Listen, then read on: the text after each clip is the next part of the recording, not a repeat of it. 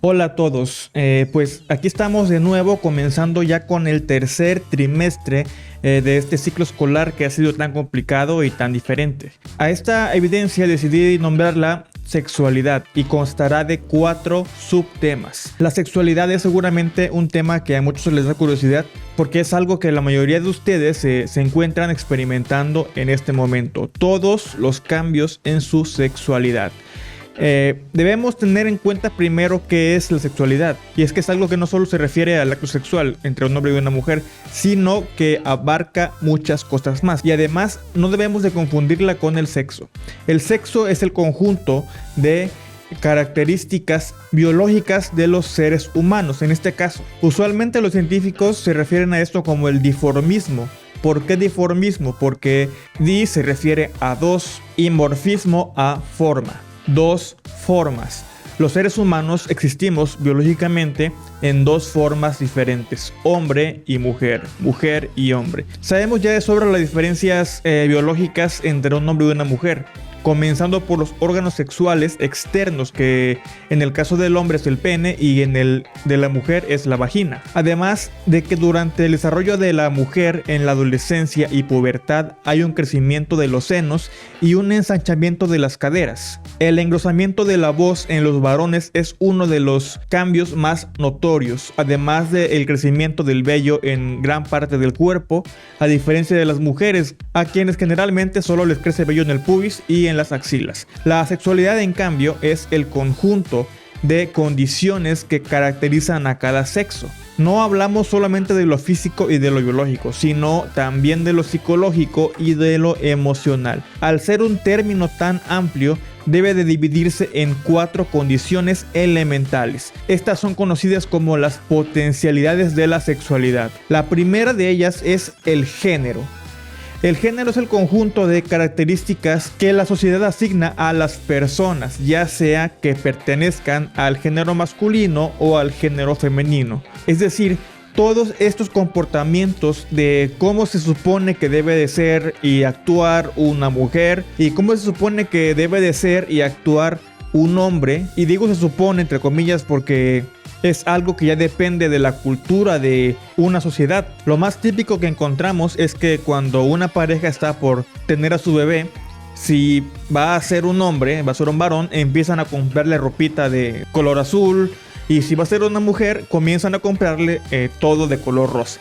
¿Por qué? Porque usualmente al color rosa se le relaciona con el género femenino y al color azul se le relaciona con el género masculino. Entonces el género no es más que una construcción social, y la mayoría de estas ideas son simples estereotipos que indican cómo se supone que una mujer y un hombre deben de comportarse, y además de cuáles son las capacidades y limitaciones físicas de cada una. Todo esto es algo que ha ido evolucionando con el pasar de los años. Por ejemplo, antes de los años 90 se suponía que las mujeres no podían ser futbolistas.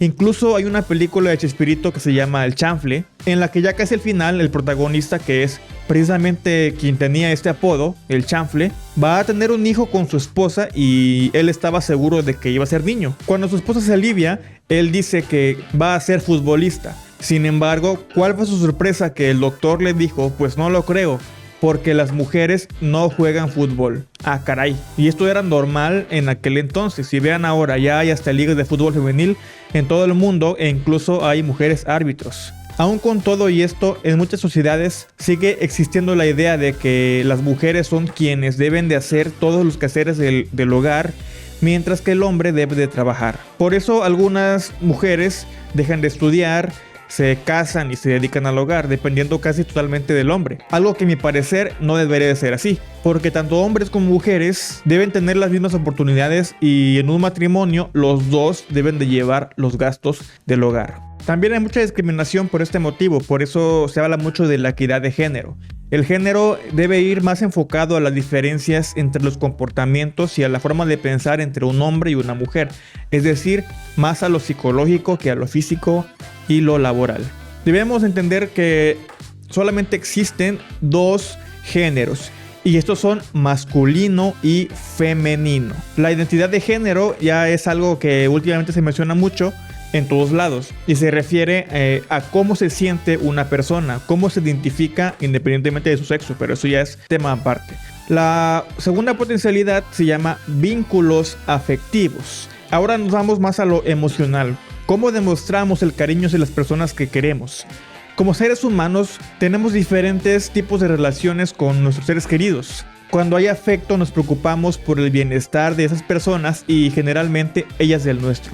El afecto es una necesidad del ser humano, aunque a algunas personas se les dificulta mostrarlo. Dicha necesidad está en nosotros en todos los momentos de nuestra vida. El sentirnos queridos y corresponder a este afecto nos hace sentir bien. Es por ello que cada uno tenemos que encontrar nuestra propia forma de demostrar ese afecto. Que los otros sepan lo que sentimos, nuestros amigos, hermanos, padres, abuelos y nuestra pareja, si es que tenemos y si no, cuando la tengamos. En pocas palabras, un vínculo afectivo es justamente la relación que tenemos con cada una de estas personas. La relación familiar, la amistad y obviamente el noviazgo son vínculos afectivos. Así que todo esto, tanto el afecto como los vínculos afectivos, son parte de nuestra sexualidad. Conforme vamos creciendo, los sentimientos de afecto pueden cambiar y se puede sentir confusión.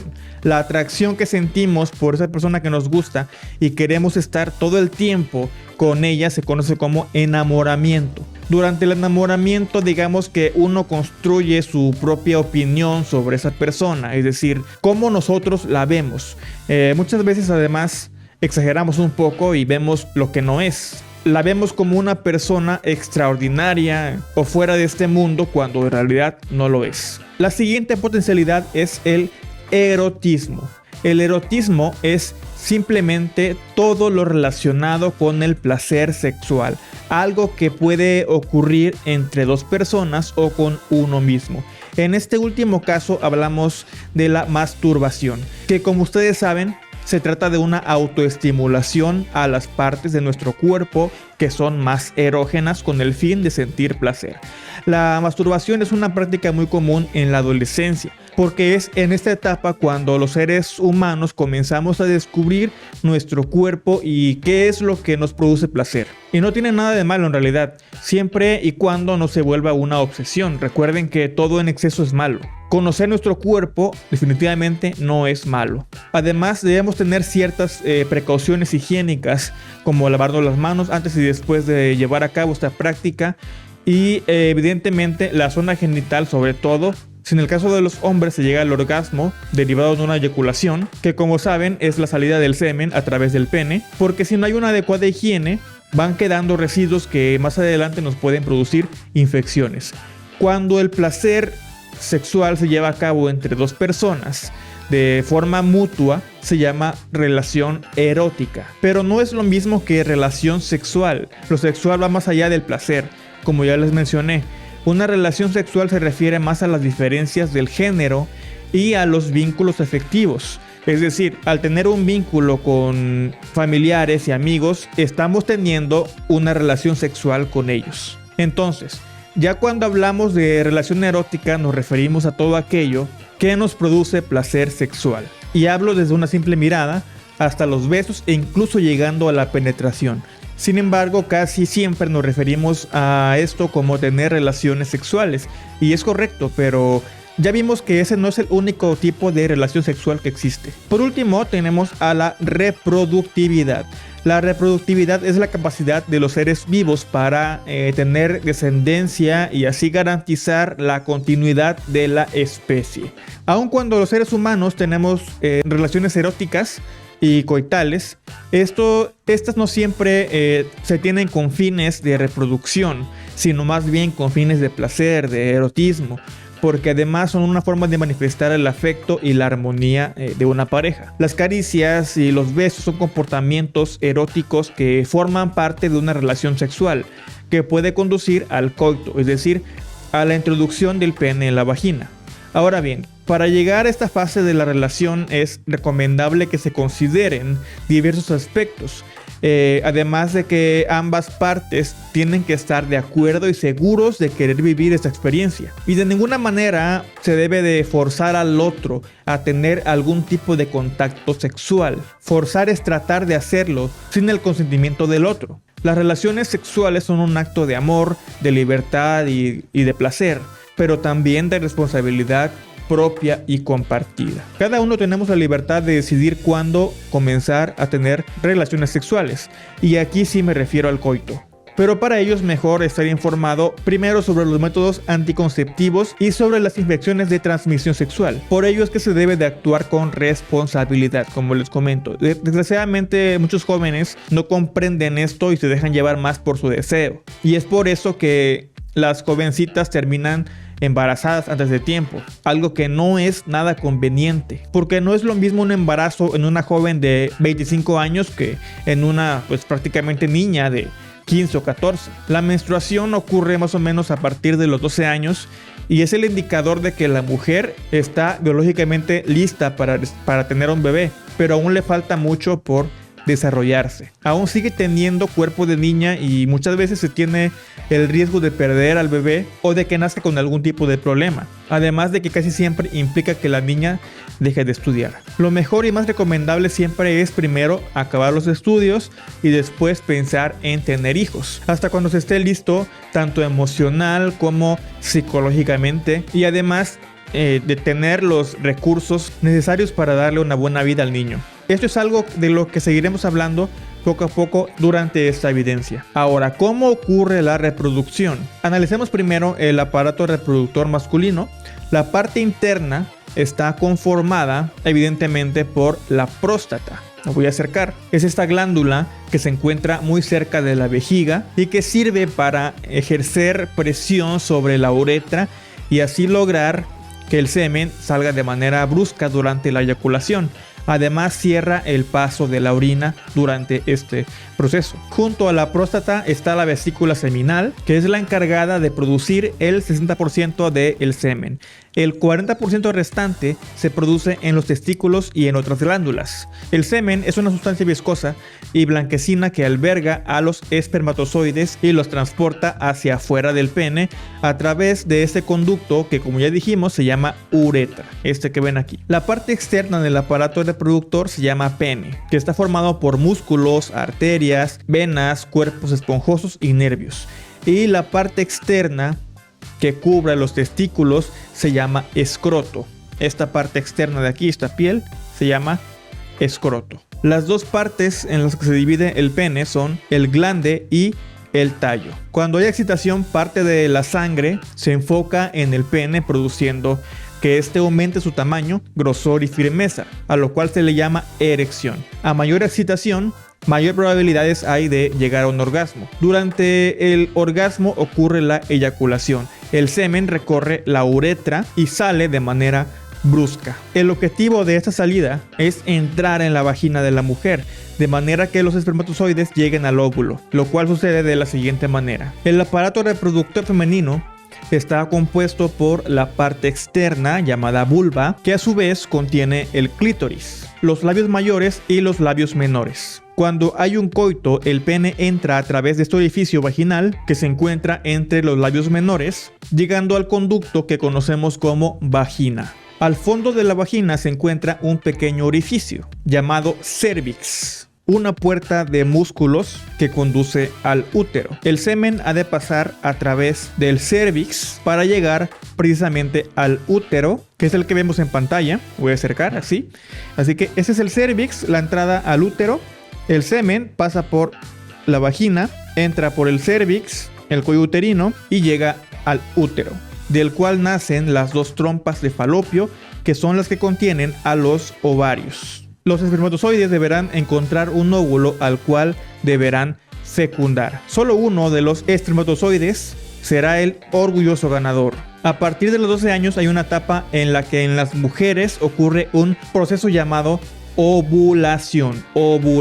Durante la ovulación, un óvulo joven llamado ovocito baja desde el ovario y se implanta en el endometrio, que es la pared del útero. Aquí en esta parte, digamos que se implanta, baja desde ovario, pasa por los trompos de falopio y llega hasta el útero, donde se implanta precisamente en el endometrio. Después el endometrio se hincha de sangre y comienza a nutrir a este óvulo que se encuentra implantado en él. Estas paredes se hinchan porque ahora son las que se encargan de mantenerlo sano y salvo, y en caso de que haya una fecundación se encargarán de nutrir al cigoto, es decir, a la unión entre espermatozoide y óvulo, que más tarde se convertirá en un bonito embrión.